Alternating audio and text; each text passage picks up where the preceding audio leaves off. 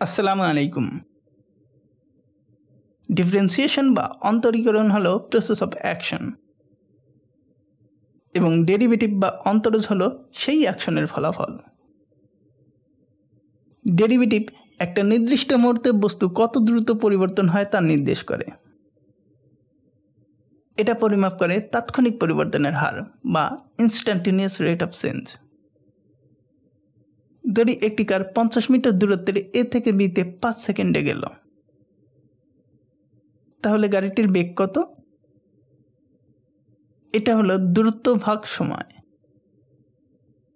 অর্থাৎ 50/5 সমান 10 metre per second. এটা হলো গড় বেগ বা গড় পরিবর্তনের হার। অর্থাৎ বেগ নির্ণয়ের জন্য আমাদের দুটি বিন্দু দরকার। তাহলে কিভাবে আমরা একটি নির্দিষ্ট মুহূর্তে ইনস্ট্যান্টেনিয়াস স্পিড নির্ণয় করব? প্রকৃতপক্ষে একটি নির্দিষ্ট মুহূর্তে বস্তুর instantaneous speed make no sense. কারণ যখন আমরা কোনো রানিং অবজেক্টের ছবি তুলি তখন এর কোনো বেগ থাকে না। তাহলে কিভাবে আমরা ইনস্ট্যান্টেনিয়াস স্পিড নির্ণয় করব? এই দুটি বিন্দু লক্ষ্য করি। আমরা এই দুটি বিন্দুর দূরত্বের বেগ নির্ণয় করতে পারি। এই দূরত্বের বেগ নির্ণয় করতে পারি, আবার এই ক্ষুদ্র দূরত্বের বেগও নির্ণয় করতে পারি।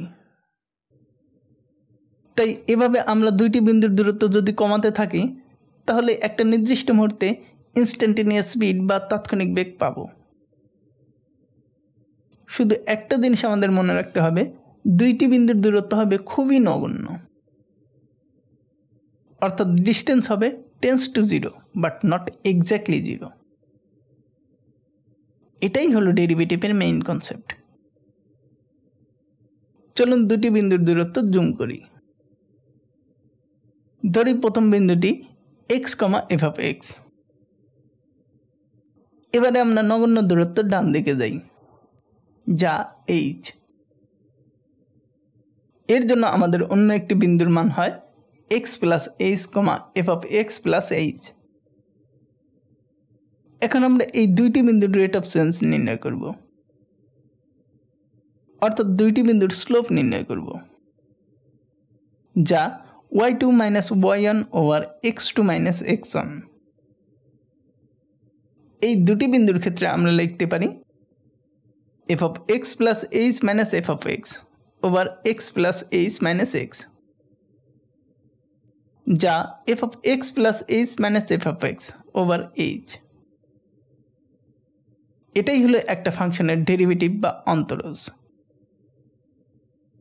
এটাকে dy/dx দ্বারা সূচিত করা হয়।